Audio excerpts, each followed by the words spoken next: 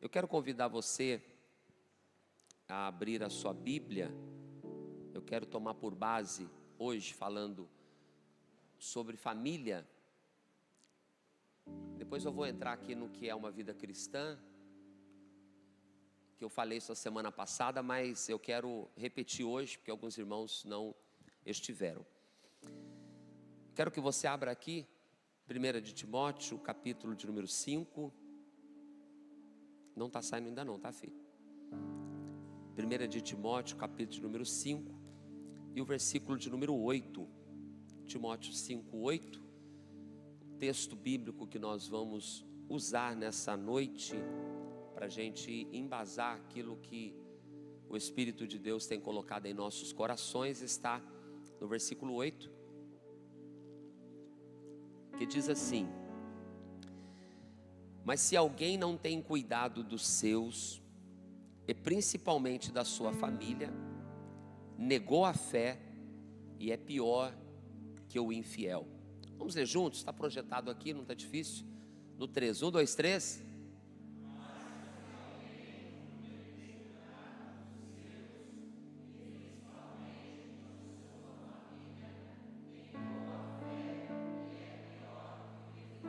Então pronto, 1 Timóteo 5, 8 é o que a gente vai usar como base para a gente estar falando a palavra nessa noite. Feche os teus olhos, eu quero orar junto com você. Senhor, estamos na Tua presença e queremos pedir a Tua direção, queremos pedir que através do Teu Espírito, a porta da palavra nos seja aberta, pedir a Ti que o Senhor abra o nosso entendimento, que o Senhor abra o nosso coração, para que nós sejamos ministrados por Ti, ministrados pela Tua palavra, ministrados, Senhor, através da Tua presença que está neste lugar. Fala comigo, fala conosco, fala com a Tua igreja, fala com aqueles que estão nos acompanhando também pela internet, ministrando, ó Deus, uma palavra de fortalecimento e de renovo para os nossos corações nesta noite, para a glória do Teu nome. Amém. Amém e amém. Pode sentar, irmãos. Então, quando nós falamos sobre vida cristã, eu quero voltar aqui, porque eu quero pontuar. Eu pontuei aqui semana passada, quero voltar novamente. Vida cristã, que às vezes a gente questiona, mas o que é uma vida cristã? Não significa a gente ser simplesmente, meramente religioso. Isso não é sinônimo de vida cristã. Porque pode ser que alguém ele seja um bom religioso, mas ele não tem uma vida centrada em Cristo. Vida cristã também não significa uma vida cheia de tradições e também de obras. Então são 3 pontos que eu quis abordar, deixar claro que não representa uma vida genuinamente cristã. É claro que uma vida cristã vai fazer com que você seja uma boa pessoa, um bom crente, vai fazer com que você cumpra, não é, com as suas obrigações como crente, como religioso, mas não é você ser religioso que vai levar a sua vida para ser uma vida genuinamente cristã. Não é você ter uma vida cheia de tradição, né? Preso a muitas coisas que são da terra, a muitas coisas que são dogmas. Não é isso que também vai tornar a tua vida como uma vida cristã. Também não é uma vida cheia de obras, cheia de trabalho, não é? Fazendo um monte de coisa, que não é isso que vai. Isso também não quer dizer que você tem uma vida cristã porque você é tradicional, porque você é religioso, porque você trabalha muito na igreja, num departamento, numa obra espiritual, enfim. Eu entendo que uma vida cristã, genuína, verdadeira, é uma vida centrada na pessoa de Cristo, na palavra de Deus, centrada em Cristo, ou seja, Cristo é o centro da nossa vida, das nossas atitudes, das nossas ações, e tudo quanto a gente for fazer, decidir, laborar, a gente vai fazer olhando para o Senhor, a gente vai fazer com foco em Deus, a gente vai fazer conforme a orientação e a direção da palavra, conforme aquilo que aprendemos na sua palavra. Então, uma vida cristã é uma vida totalmente voltada para Deus, independente de qualquer coisa do sistema religioso, denominacional. Uma vida cristã é uma vida centrada em Cristo, voltada para obedecer, cumprir, praticar a sua palavra. Semana passada nós falamos sobre vida compromissada com Deus, e nós abordamos alguns temas sobre o senhorio de Cristo, sobre ter compromisso com a palavra e ter compromisso com uma vida de oração. Então, nós entendemos que uma vida cristã é uma vida voltada totalmente para Deus, para o Senhor. Hoje nós queremos falar então sobre uma vida compromissada com a família. E o texto que Paulo escreve a Timóteo, no capítulo 5, nesse versículo de número 8, ele é contextualizado quando ele está dando instruções a respeito dos mais velhos, a respeito das viúvas da igreja, naquele tempo onde a igreja estava sendo instruída na palavra. Paulo estava sendo usado, sendo um instrumento do Espírito de Deus para poder ensinar a igreja, não somente a igreja daquela época, mas para ensinar a igreja também desse tempo. As cartas paulinas são lições que nós extraímos. As cartas que Paulo escreveu às igrejas, ou a Timóteo, a Tito, dali nós tiramos aprendizados, ensinamentos que devemos aplicar em nossa vida. E ali dentro desse contexto em que ele estava falando que as viúvas precisavam ser cuidadas, ou então aquelas que tinham família, aquelas que tinham parentes, deveriam ser amparadas por estes, sustentadas por estes, para que não ficasse o peso sobre a igreja. Então ele coloca nesse versículo um ensinamento, ele coloca nesse versículo uma instrução que serve para a gente olhar para nós e serve para a gente aplicar, porque ele diz assim, que se alguém não tem cuidado dos seus ele está falando dos da sua casa, dos seus ele está falando daqueles que estão no seu relacionamento familiar, e dos da sua família, principalmente dos da sua família, negou a fé, e é pior do que o infiel. Olha que palavra pesada. Então não basta ser religioso, não basta estar em todos os cultos, não basta ser dizimista, não basta fazer obras assistenciais, porque ele está dizendo, se deixou de cuidar da sua família, é pior do que aquele que não está aqui dentro, é pior do que o infiel. Então, ou seja, é de infiel para baixo.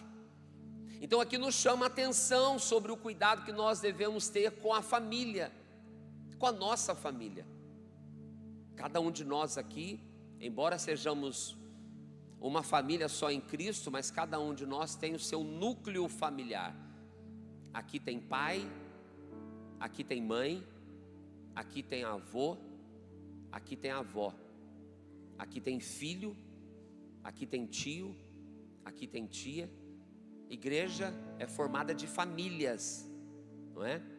Então, aqui nós somos, em núcleos separados, nós somos famílias.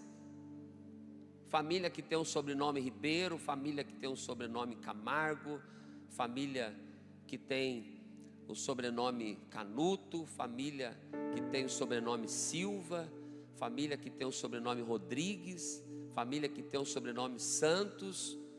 Juntos somos uma grande família de Deus em Cristo, mas individualmente cada um de nós temos as nossas responsabilidades, não devemos nos omitir delas. Então nós precisamos cuidar dos nossos e cuidar principalmente da nossa família, para não sermos tidos como infiéis.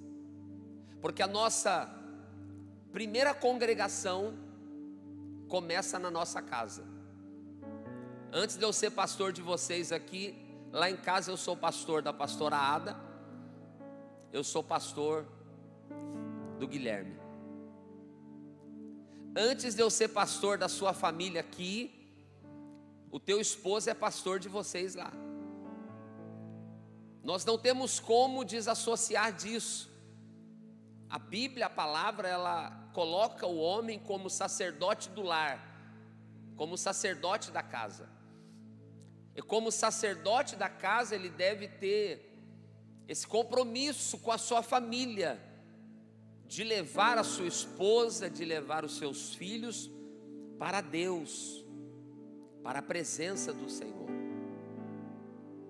Porque precisamos começar em casa? Porque se dentro de casa a minha família não estiver bem, eu não tenho como estar bem aqui na igreja. Sim ou não? Tem gente que consegue viver uma vida dupla, mas de Deus não tem como se esconder. Pode ter máscara, pode enganar todos, mas não engana Deus. Então primeiro nós temos que amparar, sustentar, cuidar da nossa família, para então a gente estar bem na igreja, estar bem no trabalho, estar bem na sociedade. Não tem como estar bem na igreja se não está bem em casa. Não basta estar bem na igreja. É como aquela história que o homem morreu e estava sendo velado, e todo mundo começou a falar tão bem daquele homem que estava ali, que de repente o filho daquele homem foi lá ver se era o pai dele que estava lá mesmo. Mãe, deixa eu ver se é o pai que está lá. Eu acho que estão falando de outra pessoa, porque infelizmente aqui tem um terno, tem a gravata, tem um vestido, né? Tem um cabelo bem arrumado, tem um adorno bonito, parece que está tudo bem. Mas e dentro da nossa casa? O que o Espírito de Deus tem ministrado no meu coração é uma preocupação que nós precisamos ter, de levar uma vida em retidão, de levar uma vida compromissada com Ele, sem querer enganar ninguém, sem viver ou querer mostrar aquilo que não somos. Não adianta a gente querer mostrar aquilo que a gente não é. Não adianta a gente chegar no médico e não contar para ele o que a gente está passando, porque o primeiro diagnóstico vem pelo seu relato. Tá, o João é da área de saúde, né, João? Primeiro você conta o médico pergunta, o que você está sentindo, ó. A partir dali ele vai dar um diagnóstico, vai pedir uns exames, alguma coisa para ir mais a fundo na investigação. Mas se você falar, ou se você não falar o que você está sentindo, está fazendo o que aqui? O médico vai te perguntar.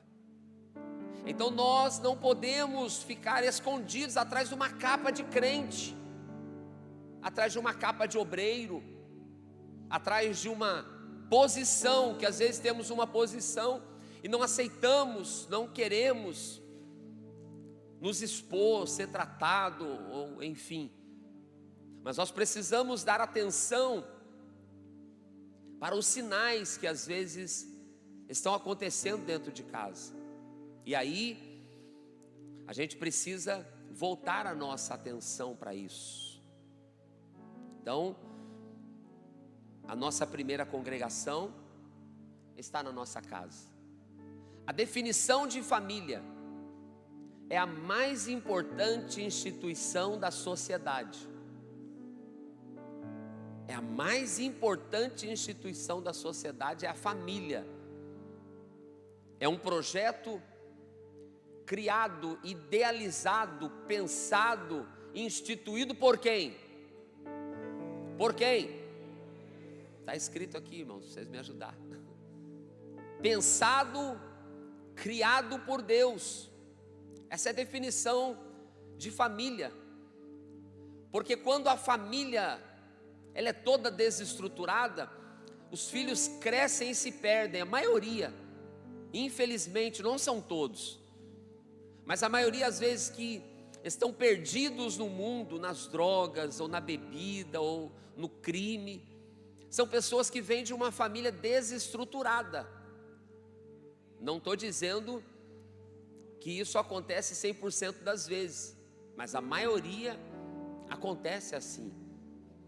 A pessoa que tem uma boa estrutura familiar, ela consegue desenvolver na sociedade, nos estudos, ela consegue desenvolver profissionalmente, que ela acaba tendo uma estrutura. Aí acontece casos que mesmo a pessoa não tendo uma estrutura, não tendo um berço, um lar, uma boa criação, ela consegue superar. A gente vê isso acontecendo, mas na maioria das vezes a gente vê que a família responde pelo sucesso do jovem, do adulto, do pai de família que se forma. Então, ela é composta por um homem, uma mulher e os filhos deste casal. Então, a base da família é o homem, a mulher e os filhos. Eu vou entrar depois, mas a família originalmente constituída por Deus é o homem, a mulher e a sua prole. Todo o resto dos familiares é tido como parentela. Pai e mãe, que é sogro e sogra, tio, avô, irmão, vem tudo no pacote. Eu falei com o Guilherme essa semana que você pode escolher a esposa, mas o cunhado você não escolhe. A cunhada eu tenho um cunhado que chama Ricardo, irmão, olha que bênção. Coitado da minha esposa, quis se livrar de um Ricardo e casou com outro. E o Guilherme tem um cunhado que chama Ricardo também, olha só que bênção. É muito Ricardo nessa terra.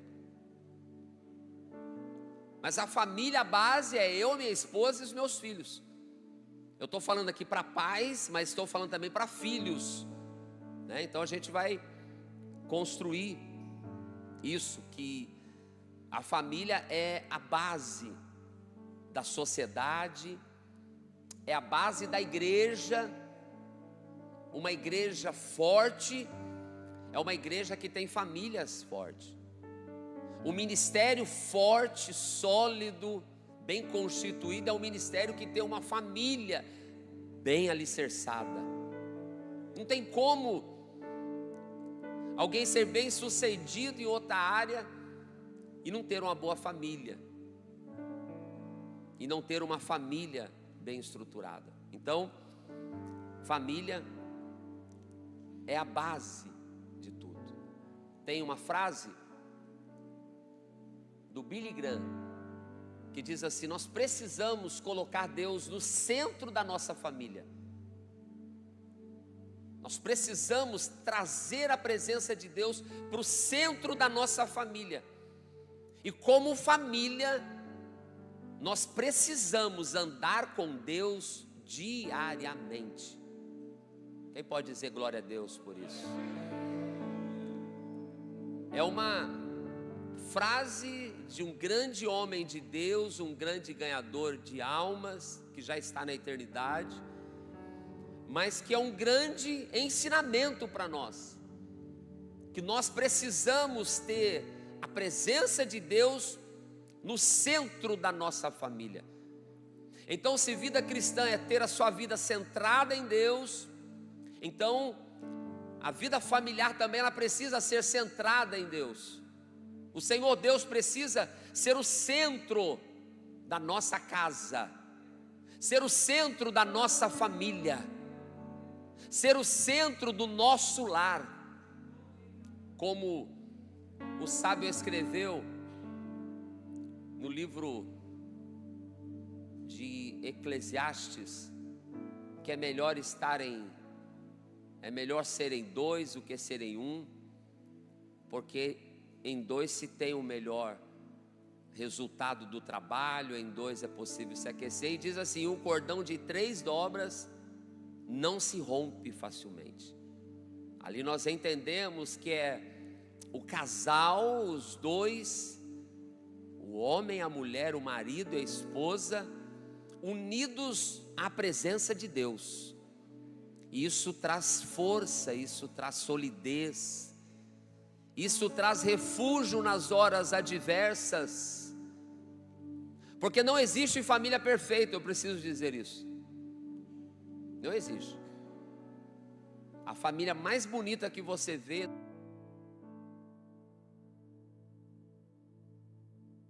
que lindo, é tudo, a união, eles se dão tão bem, eles se completam. Mas toda família tem problema. Aqui, irmão. Se eu falar, já acabou a bateria, irmãos. Só vou falar até meia-noite, porque hoje é vigília. Então, vigília é até amanhã, 6 da manhã. Ô, glória! Mas eu não vou longe não, fica tranquilo, irmãos. Antes das 10, antes das 9 aqui eu vou terminar essa palavra em nome de Jesus. Amém? Olha, pastorada, acreditaram no pastor. Tem um pastor que fala assim, ó, nunca acredite quando o pastor falar que está terminando. Quando ele fala que está terminando, pastor Rafael, ainda tem mais alguns minutos. Está terminando o tópico.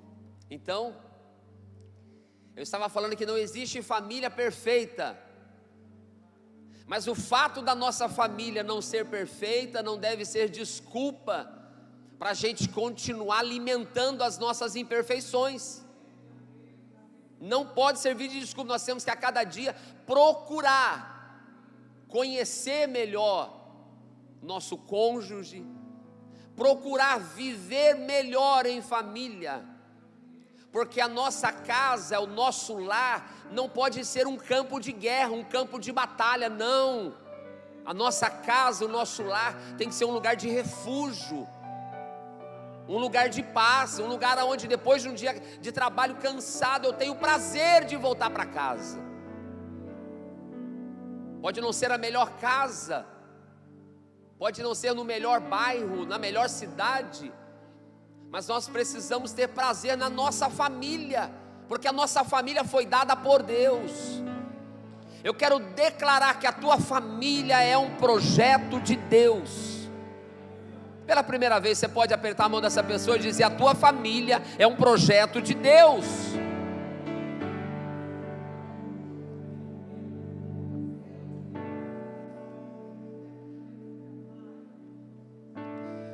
E o padrão da minha família, a régua que mede a minha família, não tem como ser a mesma da sua.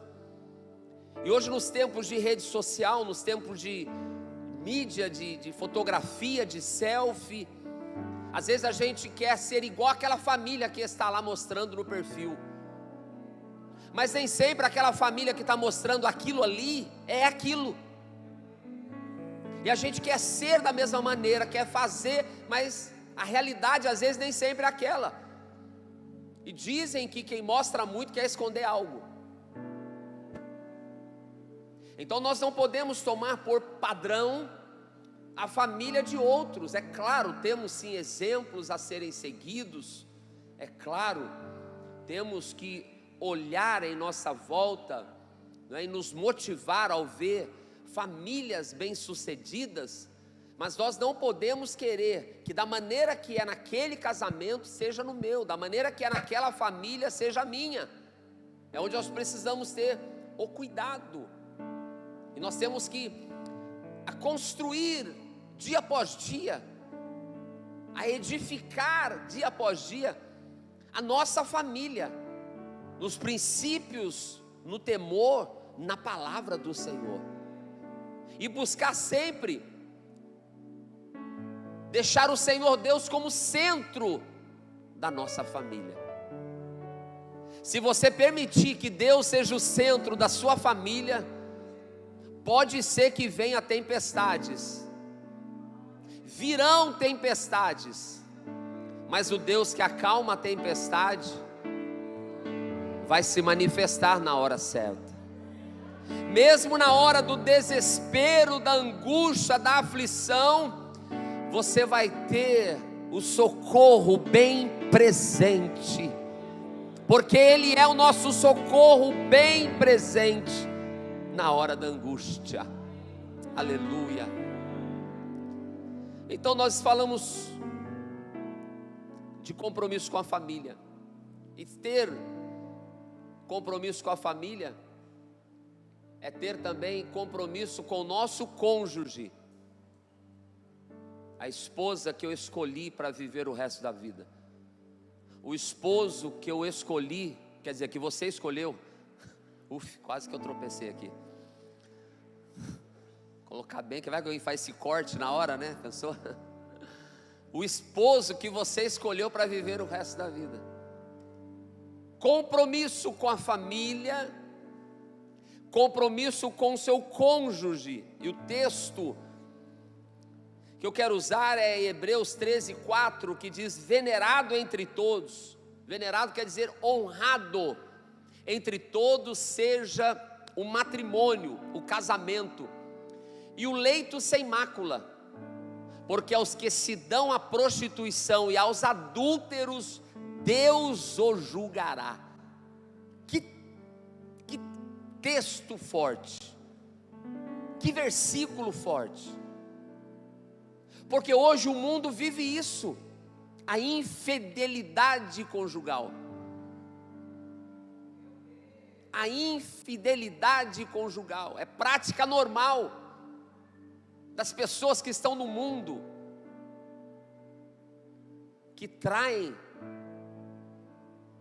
que não são fiéis nos relacionamentos. Talvez você conheça, tenha algum amigo que tem um caso, tem uma amante, e da mesma forma uma amiga que tem um caso, tem uma amante, que flerte com alguém, que troque mensagens com alguém, que fique vendo vídeos pornográficos no celular. Talvez você conheça alguém que em algum momento tem o seu caráter deturpado, porque não está com o Senhor Deus no centro da família. Mas nós que temos conhecimento da palavra de Deus, não devemos ser levados pelo que o mundo rege.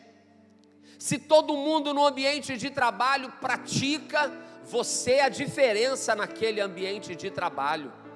Se na sua casa, na sua parentela, eu vou colocar, tem esse tipo de situação, e às vezes tem pessoas que aceitam isso, nós não podemos nos conformar, porque o casamento, uma instituição sagrada, divina, constituída por Deus, precisa ser honrada, como está escrito, honrado por todos seja o casamento.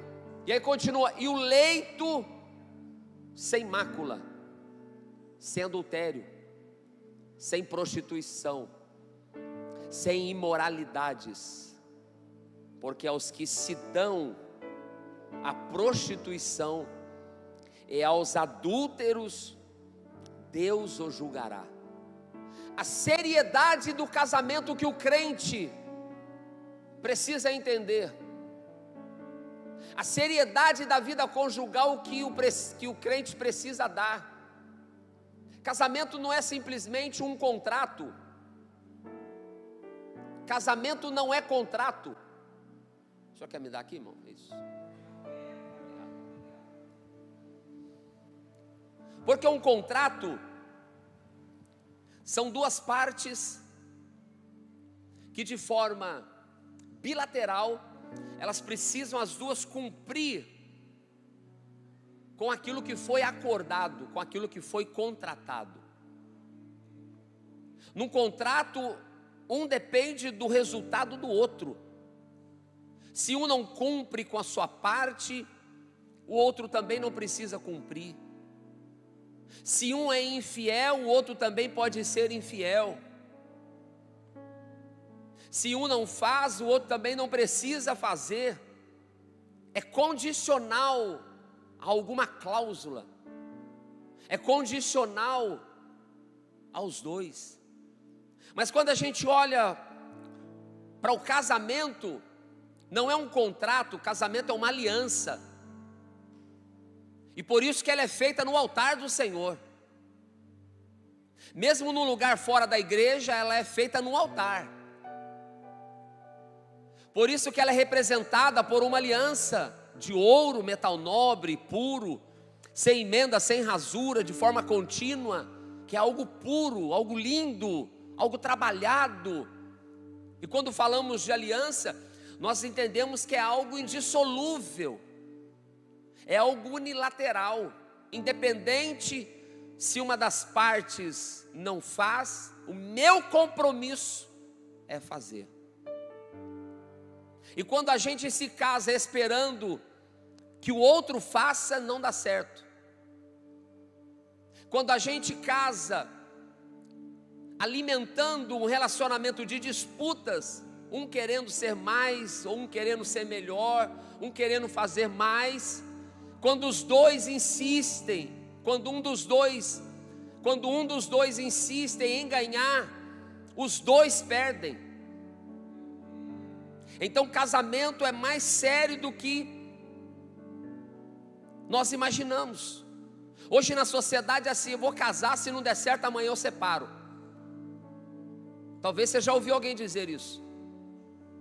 Se der ruim não tem problema, largo para lá, é normal. Não, o crente não pode entender que isso é normal. Entenda, eu não estou aqui julgando casos de divórcio. Eu estou falando do casamento como uma aliança. E existem casos e existem casos. Eu não estou julgando isso. Eu estou colocando apenas que o casamento, o seu casamento, não importa o que aconteceu para trás, mas o seu casamento, ele tem que ser levado como uma aliança. Não como algo que qualquer coisa eu, tchau, toco a minha vida. Não. Eu quero dizer para você, lute pelo seu casamento. Eu quero dizer para você, lute pela sua família. Não abra mão da sua família, não abra mão do seu casamento. Ore pelo seu casamento. Às vezes a gente ora por tantas coisas, pede tanta coisa, mas estamos atravessando uma crise e não oramos. Se alguém orar, vai orar assim: mata Jesus. Mas não pode orar para matar. Ora para Jesus transformar. Como naquele casamento lá em Caná da Galileia, estava tudo perdido. Mas de repente Jesus estava lá para transformar. De repente Jesus está na festa para mudar a história.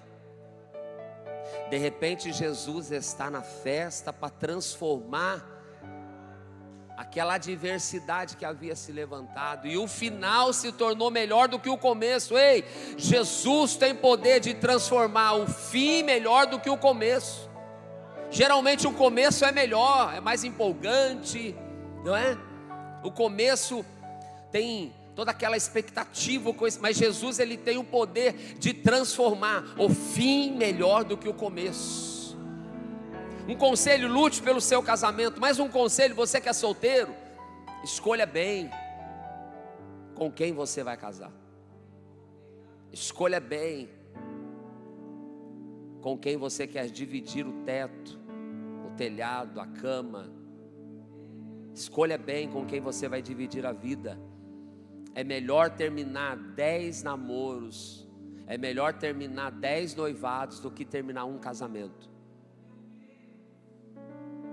E não adianta querer depois colocar a culpa em Deus, porque a escolha é sua. Diga comigo: a escolha é minha. A escolha é minha. E nós precisamos escolher bem para não chorar depois. Ah, mas eu casei, era fora dos planos do Senhor. A partir do momento que você tomou a sua decisão, trouxe no altar do Senhor, está selado. Cuidado com o jugo desigual. Estou falando sobre família, a casados e a solteiros. Cuidado com o jugo desigual. Você é da igreja, o outro não é, a outra não é. O que vai dar isso? Você gosta de ouvir Cassiane, ele gosta de ouvir Pancadão. O que vai dar isso? Você gosta de vir para a vigília, ele gosta de ir para o carnaval. O que vai dar isso? Você gosta de vir para o culto de ensino, ele gosta de sextar. Cuidado.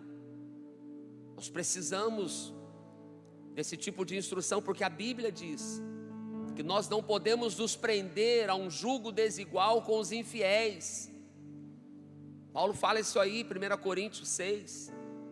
Que comunhão tem a luz com as trevas? Que comunhão pode ter o fiel com o infiel? Então temos que escolher bem. Nós temos que ter compromisso com o nosso cônjuge. Abraham Lincoln deixou essa frase: compromisso é o que transforma uma promessa. Vamos ler juntos? 1, 2, 3.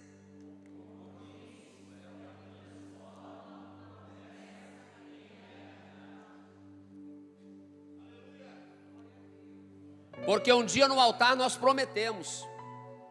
Promete ser fiel, honrar, amar, respeitar, todos os dias, na alegria, na tristeza. Ó, pastorada, eu estou treinando que tem muito casamento esse ano, viu? Oh, para de graça, jovens, eu estou falando que tem muito casamento esse ano. Nem a Rutinha deu glória que é a próxima. Né, Rutinha? Promete amar na doença, amar na saúde, amar na porta fechada ou na porta aberta. Promete honrar, ser fiel. E todo mundo responde: claro. Senão o pastor dá uma microfonada na cabeça dele. Senão a mãe já puxa a orelha, não é? Mas o que faz a promessa se transformar em realidade é o compromisso, é o dia a dia, é a continuidade do altar, é a continuidade daquilo que selamos aqui. Então, casamento é isso, é compromisso que precisamos ter com o nosso cônjuge, de fidelidade, compromisso de dar amor, de dar honra.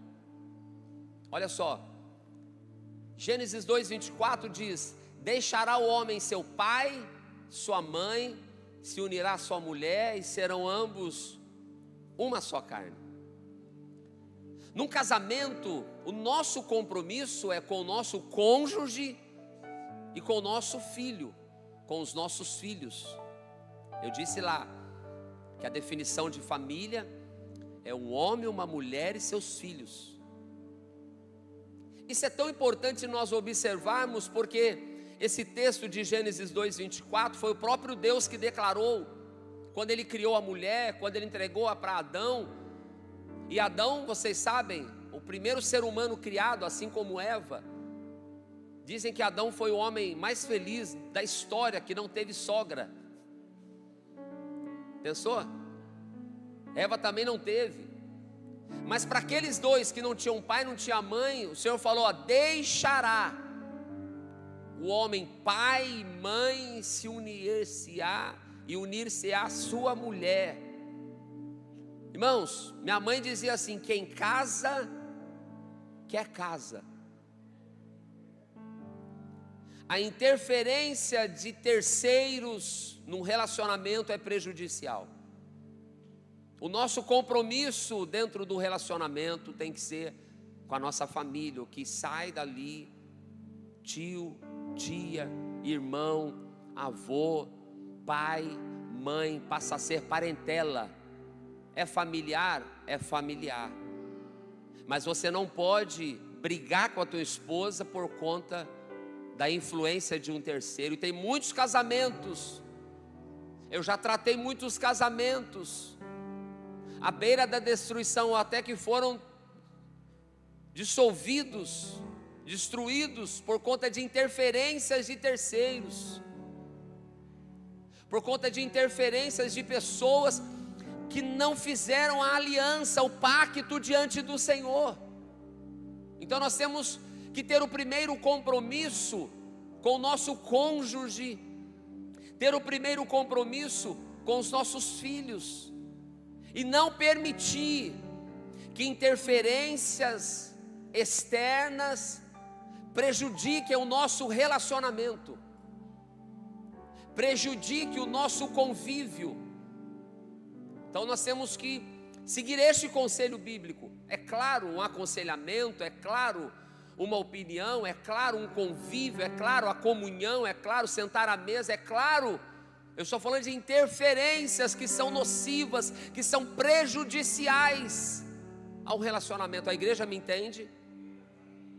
Nem todos estão entendendo. A igreja me entende? É um grande vilão do casamento.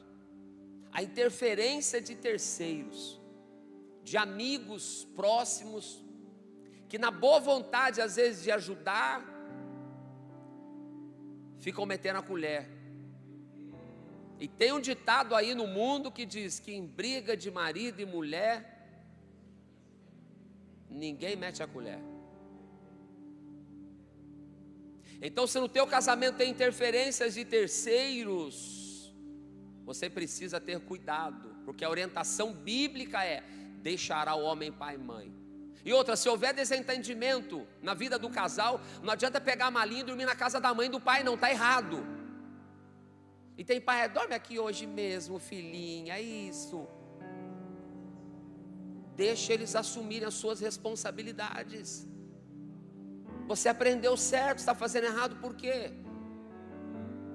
Brigou, se resolva. Esse brigou que eu estou falando, deixa eu colocar um parênteses aqui, não estou falando de agressão, tá? Que eu não aconselho ninguém a separar, mas se a mulher falar assim, eu estou apanhando do meu marido, fala, sai agora dessa casa. Se você souber que a tua filha e teu filho estão apanhando dentro de casa, tira ele de lá. Estou falando de desentendimento bobo que casal tem. Se tem situações que os dois estão tendo desentendimentos, não pode deixar a casa, não pode deixar, vou dormir na casa do meu pai hoje, eu vou alugar um hotelzinho hoje, eu vou dormir na pensão, está errado. Eu vou dormir no sofá, está dando o teu lugar para o diabo. Tem que resolver. Às vezes não dá para resolver na hora, porque ela é mais bicuda ou porque você é mais bicudo, então deixa para o dia seguinte. Mas não saia da casa. É onde o cristão precisa se lembrar que ele tem um compromisso no altar. É onde o cristão tem que se lembrar que é no dia bom ou no dia mau, eu decidi, eu escolhi viver isso. É onde eu tenho que ter meu compromisso, que eu fiz diante de Deus, que eu fiz um altar do Senhor, que eu assumi uma aliança, não é um contrato.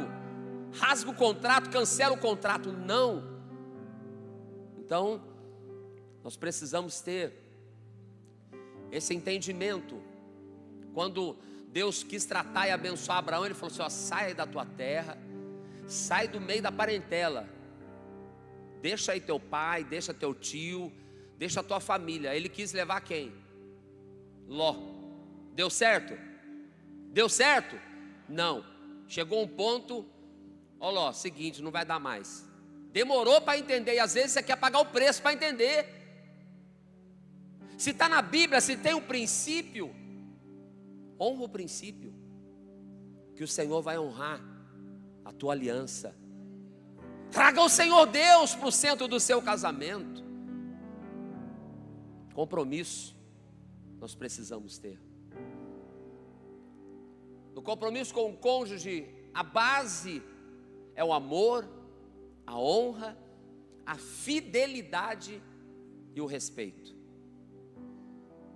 Isso tem que ser a base da nossa casa, da nossa família, do nosso lar.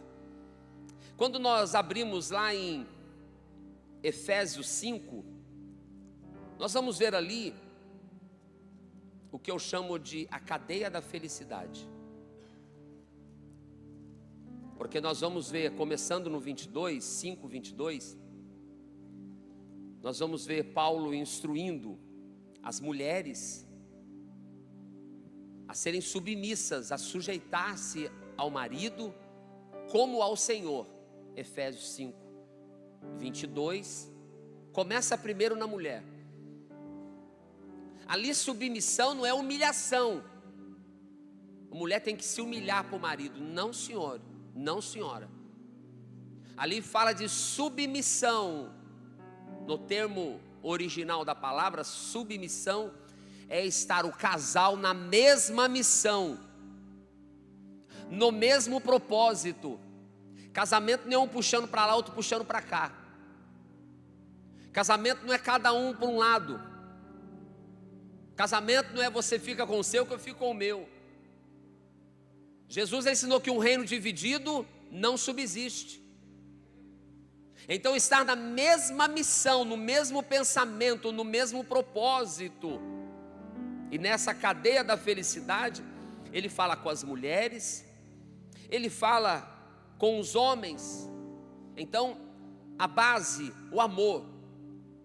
Efésios 5:25 diz que os maridos amem a vossa mulher como Cristo amou a igreja e a si mesmo se entregou por ela. Um pilar que sustenta o casamento é o amor.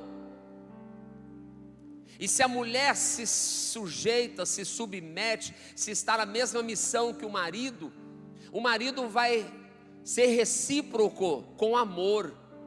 E se o marido dá amor, a mulher também responde com amor, e o amor vai ser a base da família, porque é um princípio bíblico.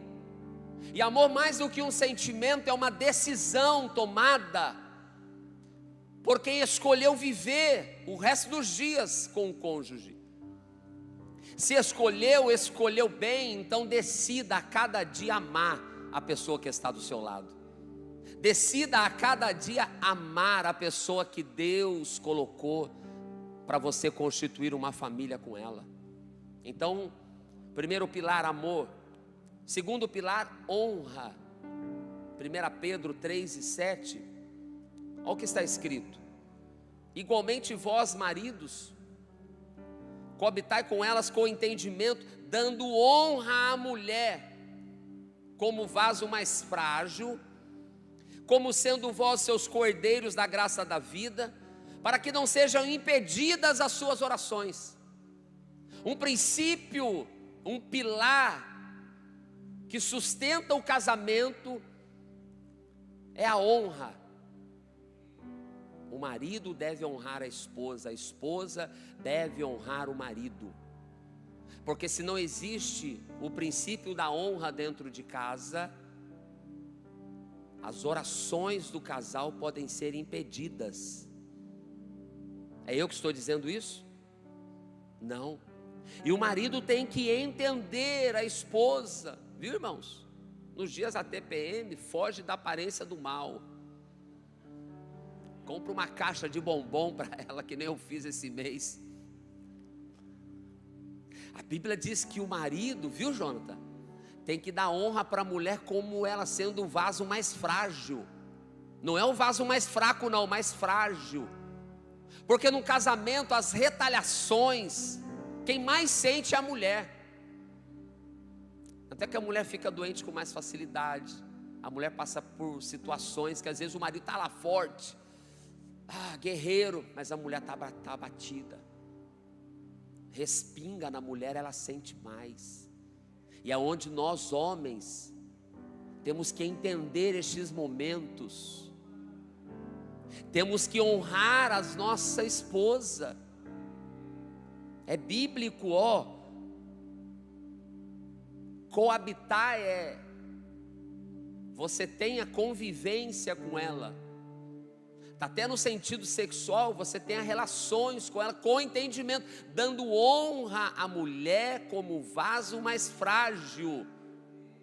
Não pode ser diferente, para que não sejam impedidas as vossas orações.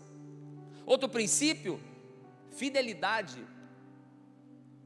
Em Hebreus 13:4, aonde eu usei de base, está dizendo: o leito sem mácula, sem traição, sem adultério, sem prostituição.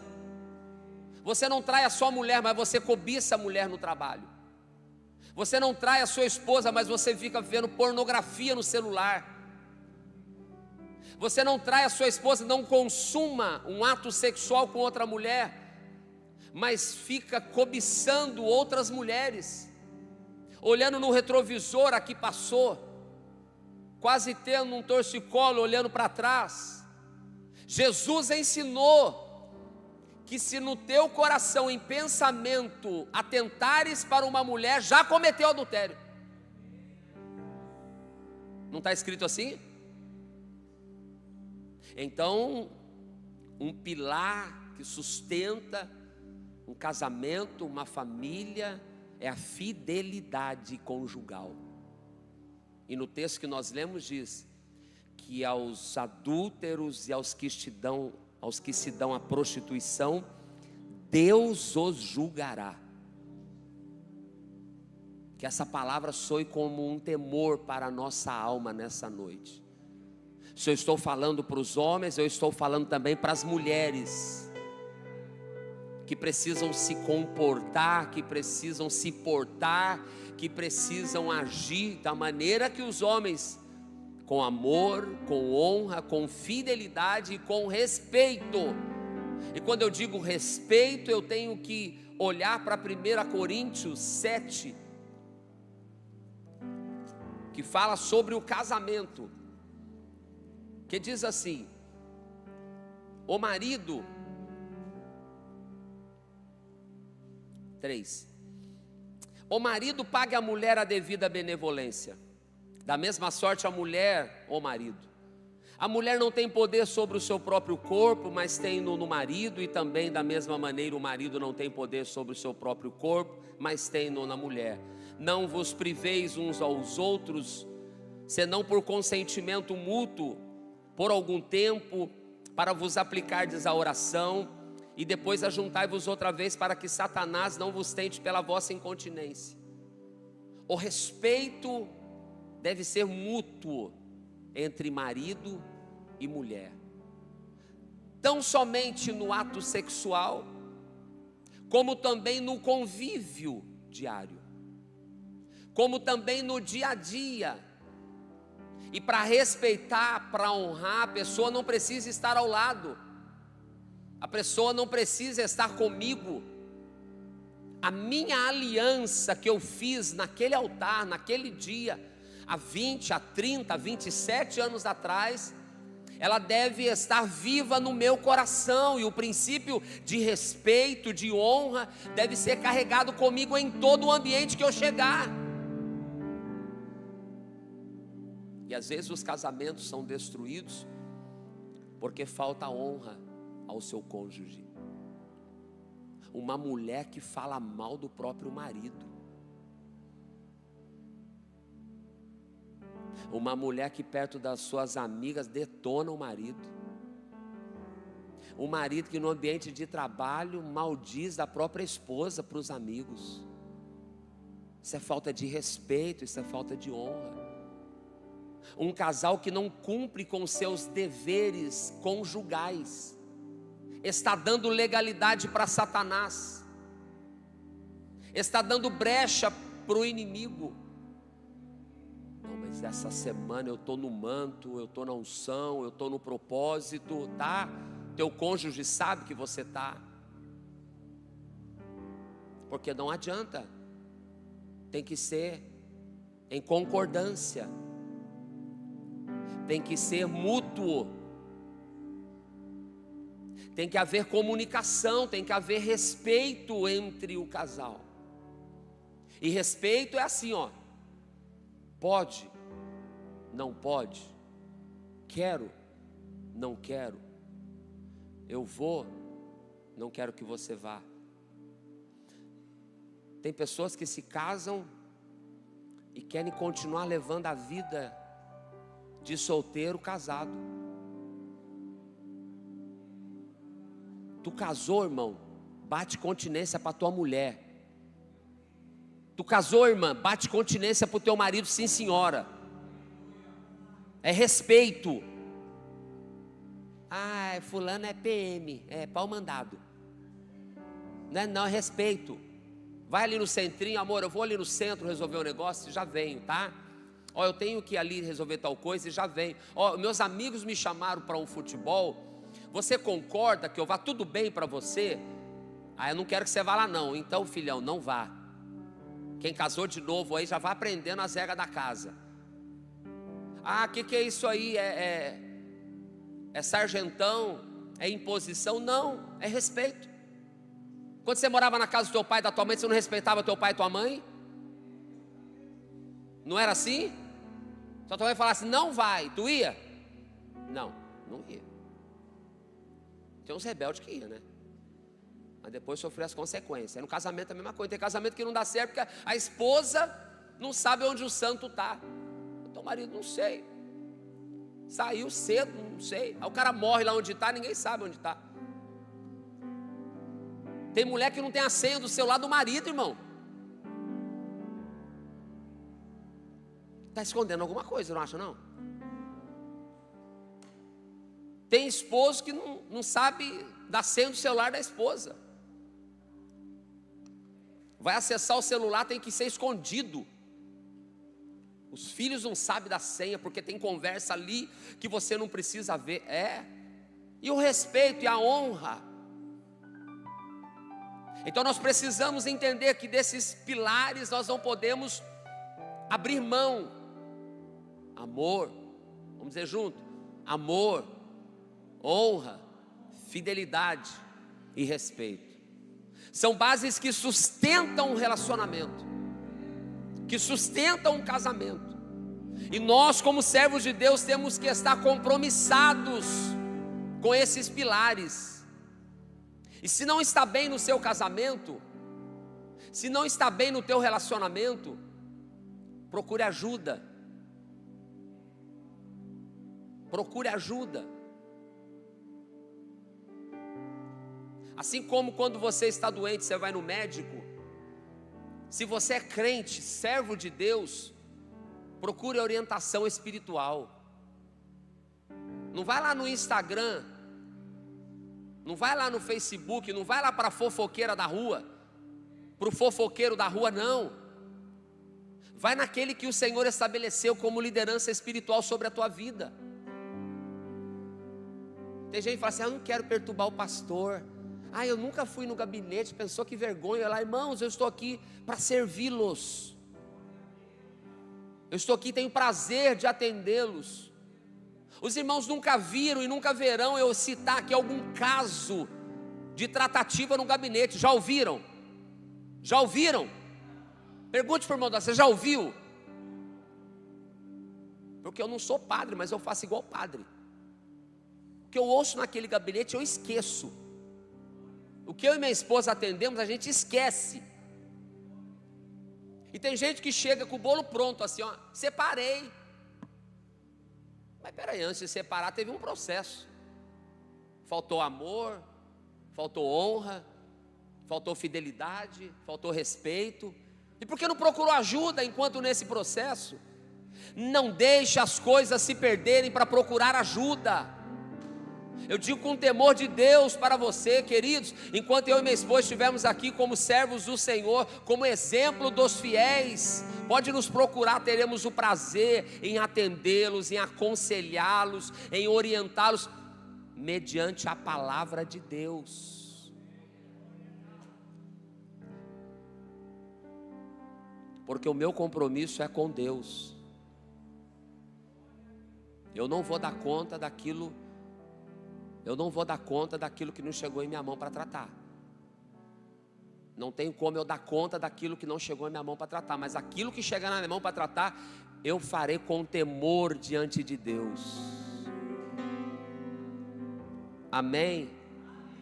Eu disse que ia terminar 9 horas, são 9h04. Quem quer que eu termine aqui, levante a mão.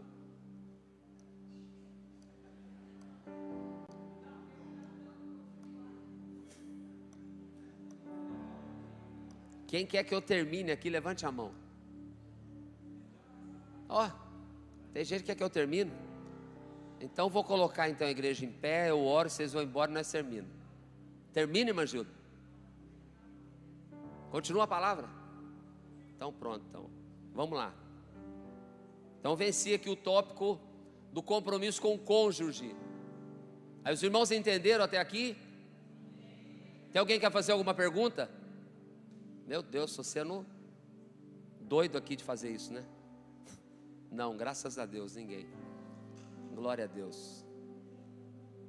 Compromissos com a família, com o cônjuge e com os filhos. Eu falei que os filhos ia chegar a hora. Quem é filho aqui? Todo mundo é filho, né? Quem não é casado aqui, que mora com os pais? Levante as mãos. Tem alguns, né? Olha, então, aperte o cinto aí. Como é que o Fabiano falou? Quarta mesmo? Ainda bem que você veio? Foi isso? É? Então olha para o irmão, diga para ele, ainda bem que você veio.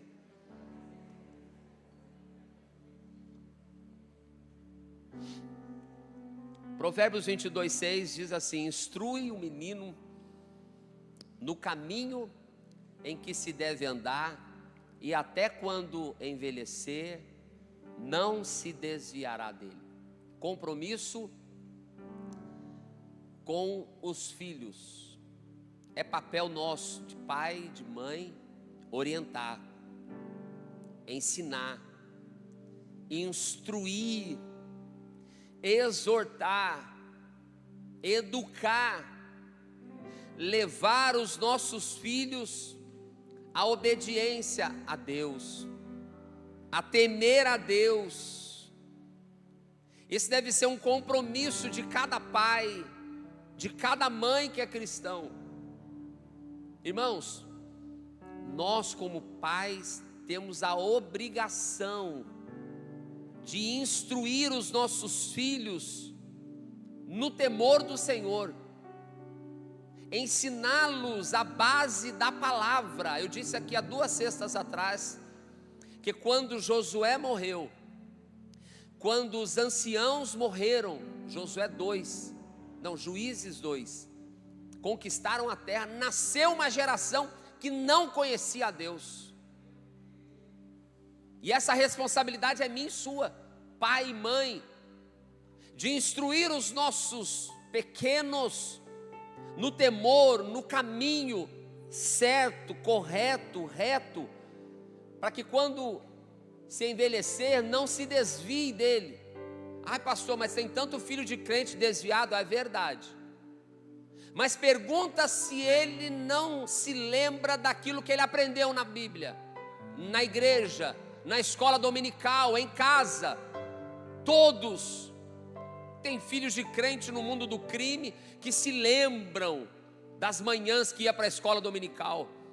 Tem filho de crente aí no mundão perdido, mas ele não se esquece. E o termo original da palavra desviar é não se esquecer. E quando você planta a palavra de Deus, quando você ensina, educa nos caminhos do Senhor, ele nunca se esquece. Ele sempre vai se lembrar: meu pai, minha mãe me ensinaram isso na palavra. Você já ouviu alguém dizer isso? Você vai conversar com alguém que está desviado desde a mocidade, hoje é velho, e ele fala assim: não, mas eu lembro quando eu era criança, eu ia para a igreja com os meus pais. Então é obrigação minha e sua, como pai e mãe, instruir, educar, criar nos caminhos do Senhor. O texto de Deuteronômio 11:19 diz: ensina os mandamentos do Senhor aos vossos filhos, conversando acerca deles quando estiver sentado em casa, nos momentos em que estiverdes andando pelo caminho, ao deitardes, quando vos levantardes para o novo dia. Ou seja, em todo tempo nós temos que ensinar os princípios, ensinar os valores cristãos, bíblicos, familiares, no caminho, andando, sentado. Tem que ser de forma intencional. Sentou para tomar café da manhã, cria o hábito de orar. Ensina o teu filho a orar, deixa ele orar pequenininho. Vai orar, vai dizer só amém, mas vai ser instruído naquilo. Ensine ele a respeito de que nós temos o nosso Deus como um pai que provê, que se temos um bom sapato, um bom carro, uma boa casa, uma boa vestimenta, uma boa alimentação, é porque é Deus quem nos dá. São ensinamentos que nós, como pais, temos que transmitir aos nossos filhos. Temos que, em todo tempo, de forma intencional, vindo para a igreja. Pai que ama o filho, não deixa o filho em casa, não, ele traz para a igreja. Ai, meu filho não quer vir para a igreja, eu não insisto, eu largo ele aí, é mesmo? Então teu filho de certo não escova dente, né? Porque criança não gosta de escovar dente. A mãe tem que brigar, vai logo menino, vai logo, vai tirar essas cracas do dente. As mães sabem disso que eu estou falando. Eu posso falar que eu tenho 2. Né, Guilherme? O Guilherme escova dente, tá, irmã? Hoje, né, pastorada? Toda criança é assim, né? Vai tomar banho, menino. Mãe, eu estou cansado. Mãe, eu estou brincando. Se você deixar o teu filho fazer o que ele quer, ele não vai querer ir para a escola. Qual criança gosta de ir para a escola? Nenhuma. Tadinho, é cedo, mas você acorda. Não, para a escola, tem que ir para o ponto de ônibus, tem que levar na escola. Aí na hora de ir para a igreja, que é o principal, não, tadinho, está cansado, deixa ele em casa. Ele não quer ir, eu não obrigo, Tá bom. Tá bom.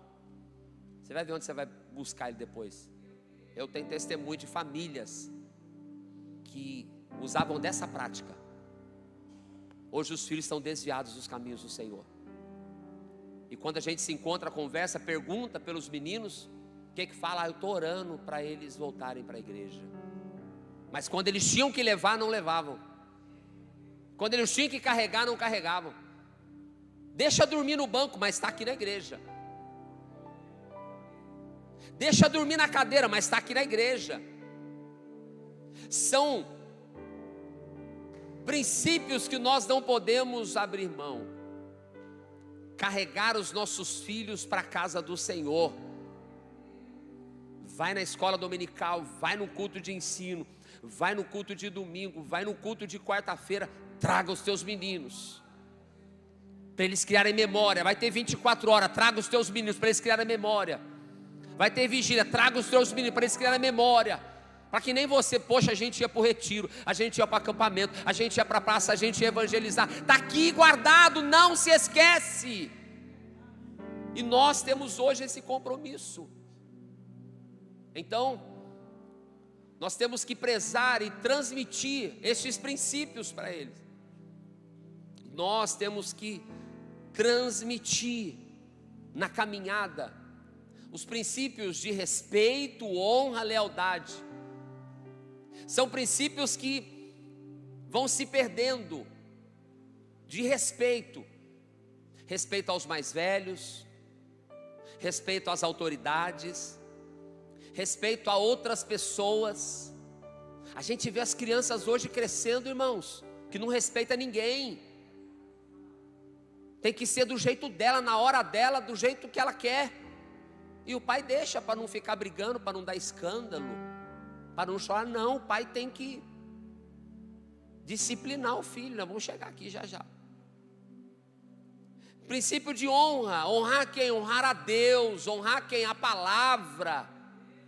Honrar quem? Autoridades. Honrar quem? A liderança constituída.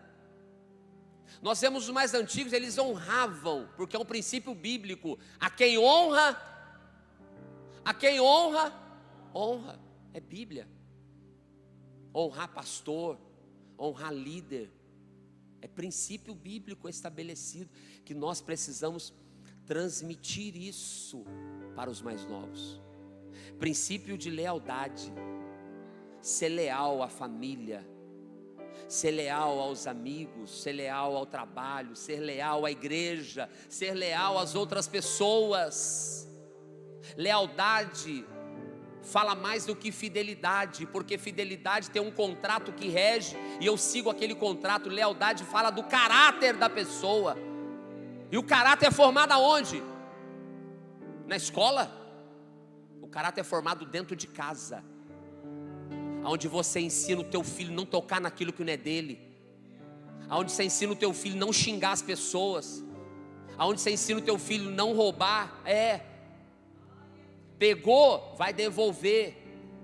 Trouxe a canetinha que é do amiguinho, no dia seguinte vai devolver. Trouxe um brinquedo, vai devolver. Foi brincar na casa do amiguinho, quer carregar o brinquedo, não é seu. São princípios que nós precisamos ensinar aos pequenos. Temos que ter esta responsabilidade. Valores morais, valores cristãos, valores familiares, que nós temos que imprimir neles. São valores que em nós foi construído, como caráter, como honestidade. Nós temos que ensinar os mais novos, as crianças, os nossos filhos, a serem honestos, a agirem com a verdade, a serem justos, a terem empatia. Senão nós criaremos monstros.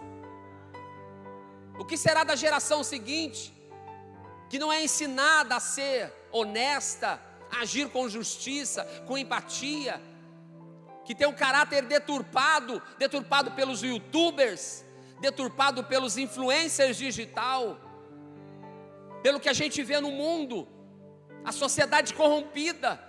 Nós temos que defender os valores cristãos, o amor ao próximo tem que ser ensinado dentro de casa por nós. Responsabilidades que nós não podemos omitir: a fé em Deus, a esperança em Deus. O teu filho tem que aprender de Deus com você. Os nossos filhos têm que aprender com a gente a confiar em Deus. Está tudo perdido, mas não, a minha esperança está no Senhor. Não, filho, fica em paz, Deus vai prover. Não, filho, está dando aqui a doença, está dando exame, mas o nosso Deus está cuidando de tudo. Está faltando alguma coisa, mas vamos orar, que o Senhor vai estender a mão e vai abençoar. Aleluia. São valores cristãos que nós precisamos transmitir. Humildade. Não podemos incentivar a soberba, a arrogância, a prepotência, a altivez, não. A humildade, a santificação. Desde criança, ensiná-los a rejeitar o pecado, a não fazer o que é errado, a não fazer aquilo que Deus reprova. Cabe a nós. E principalmente a família, o amor, o cuidado entre os de casa, a educação, a responsabilidade. Nossos filhos não são hóspedes na nossa casa, então ensine eles a ter responsabilidades, a tirar o lixo. Ensine eles a ajudar a tirar o prato da mesa quando comerem, ajudar a lavar a louça. As mamães de meninas, ensine as suas filhas já a fazer um arroz, ensina. Aí a jovem tem 20 anos, vai casar, não sabe fazer um arroz. Até o Guilherme sabe fazer arroz. E bom, né, Guilherme? Ele esqueceu de colocar sal outro dia, irmão, mas estava bom.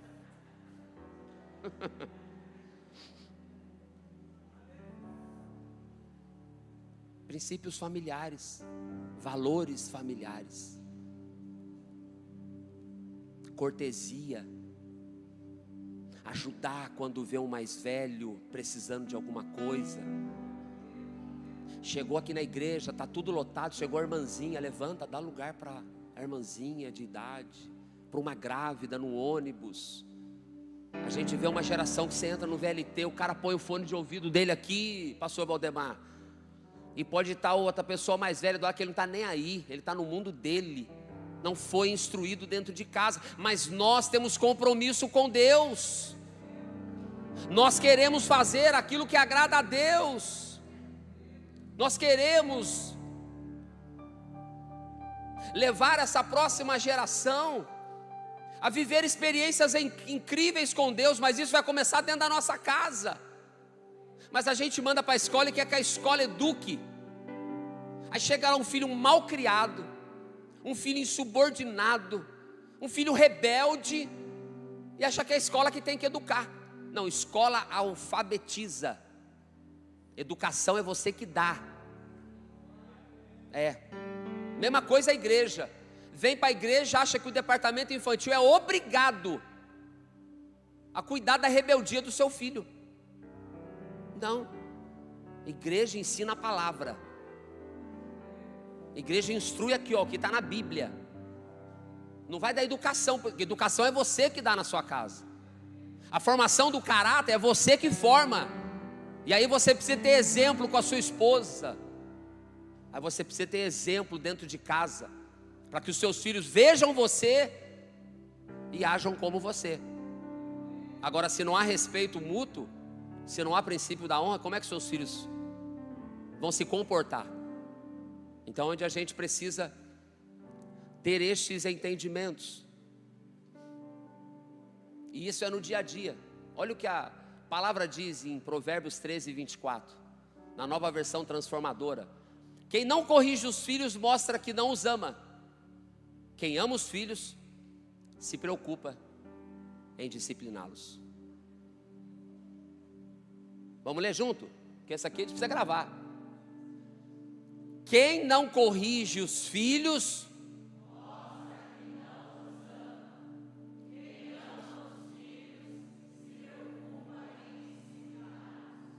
tem outro. Não deixe de disciplinar os seus filhos. A vara da disciplina não os matará. Sim, a vara da disciplina pode muito bem salvá-los da morte.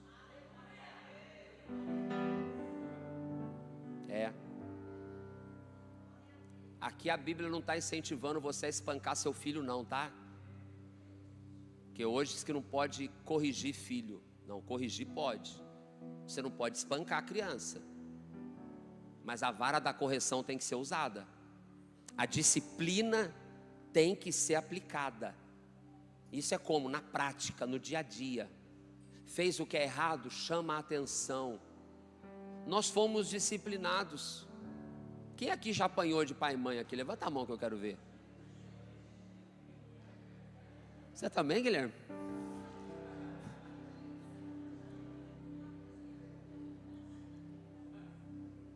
Aí pergunte para essa pessoa que levantou a mão: você morreu? Não.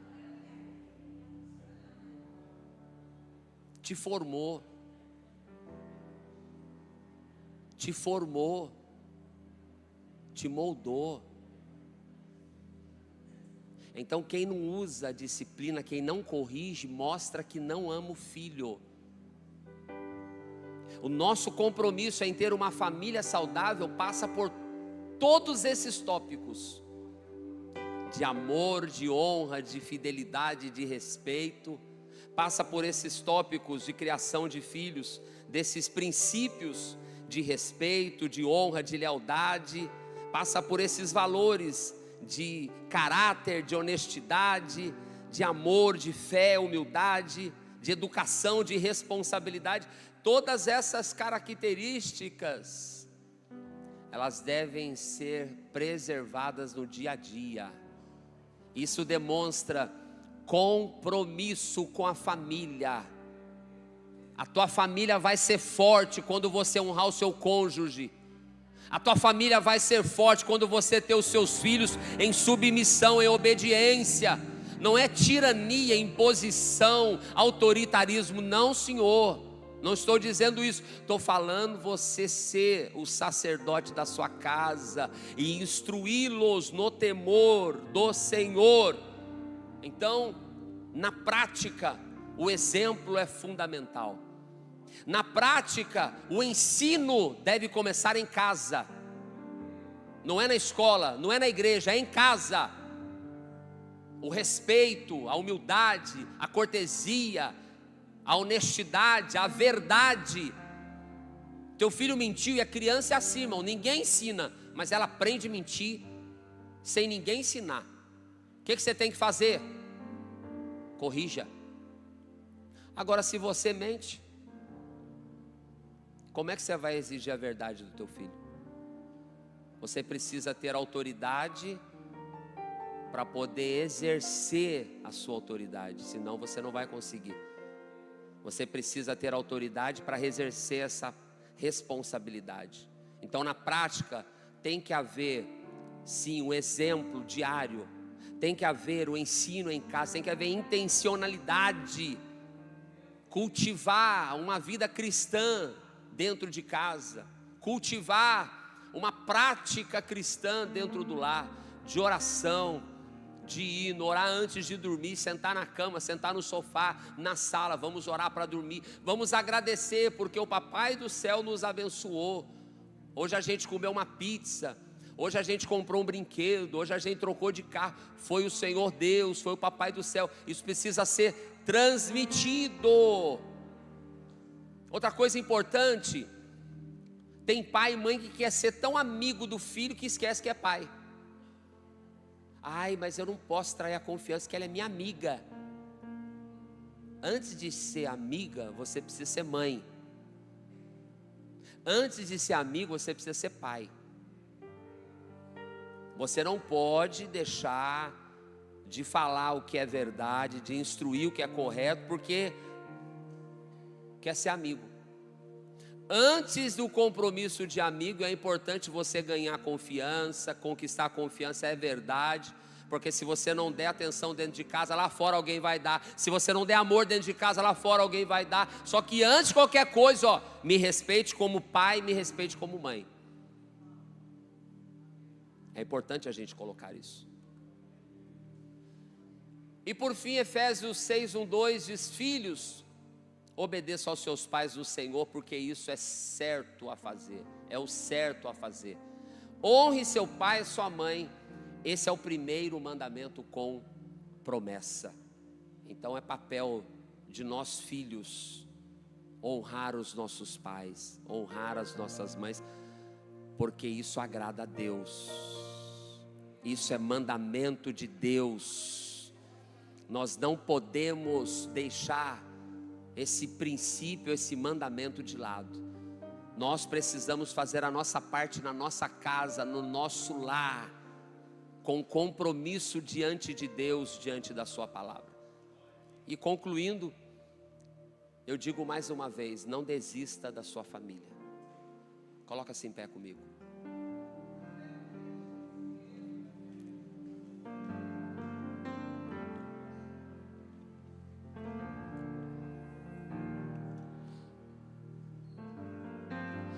Nenhum sucesso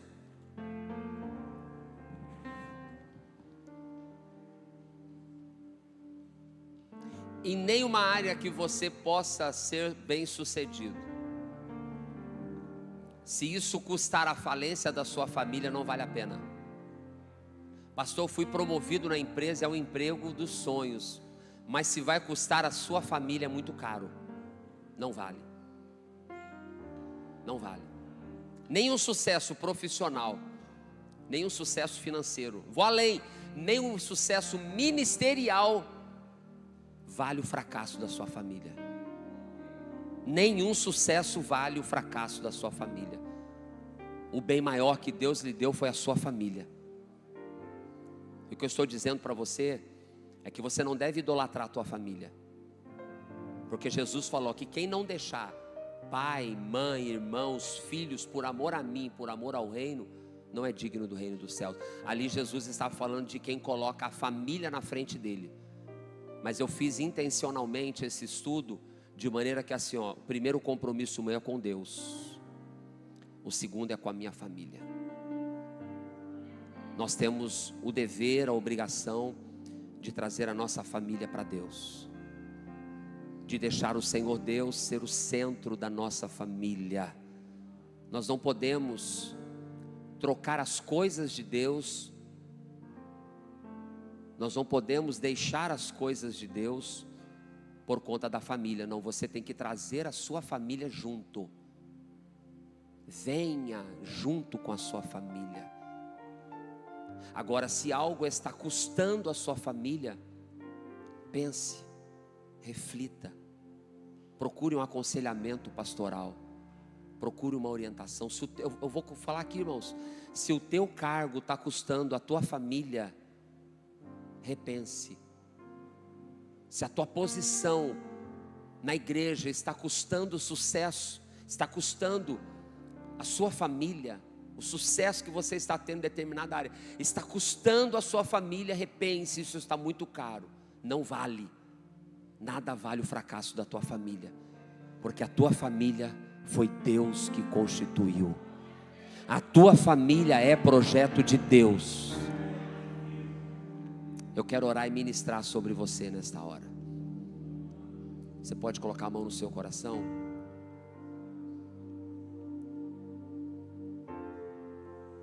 Senhor, eu oro pelas famílias aqui representadas. Eu oro, Senhor, por cada lar. Eu oro, Senhor, por cada casa. Eu oro, Senhor, por cada marido. Meu Deus, eu oro por cada mulher. Meu Deus, eu oro por cada filho. Eu oro, Senhor, por cada um que o Senhor uniu. E que às vezes, Pai, estão vivendo dias difíceis. E que às vezes, Senhor, estão vivendo dias sombrios. Mas eu quero pedir nesta hora, entra, Senhor, em cada família, entra em cada lar, entra em cada casa, entra em cada relacionamento, dissipa todas as nuvens das trevas, todo laço de adultério, todo laço de fornicação, todo laço de prostituição, todo laço de divórcio, que seja desfeito pelo poder do Teu nome. Senhor, que possamos nos voltar para a família que o Senhor constituiu e nos deu, Pai. O Senhor abençoou as famílias. O Senhor abençoou as famílias. E a nossa família é bênção do Senhor. A nossa família é bênção do Senhor. Portanto, eu ministro uma bênção sobre cada lar e sobre cada casa aqui representada. Que haja, Senhor, a Tua provisão, que haja a Tua alegria, que haja a Tua paz, que haja, Senhor, a manifestação do Teu Espírito, a Tua sabedoria na tratativa entre os cônjuges, a Tua sabedoria na tratativa entre pais, entre filhos e entre pais. Que haja, Senhor, entendimento, que haja harmonia, que haja comunicação e que haja o principal, a Tua presença. Senhor, que a Tua presença seja ministrada em cada coração, que possamos ser fortalecidos, guiados, instruídos pela Tua palavra, para a glória do Teu santo nome. Eu declaro a Tua bênção, em nome de Jesus, amém e amém. Você pode abraçar alguém da sua família? Se você estiver perto da sua esposa, faça isso. Se você estiver perto de alguém, algum amigo, abrace. Que a bênção se derrame até 1000 gerações. Tua família e teus filhos e os filhos de teus filhos. Que a bênção te acompanhe por detrás e por diante. E em ti é contigo, é por ti, e de dia e de noite, tua entrada e saída, em teu riso, em teu choro, é contigo, é por ti, é contigo, é por ti, é contigo, é por ti, é contigo, é por ti, é contigo, é por ti.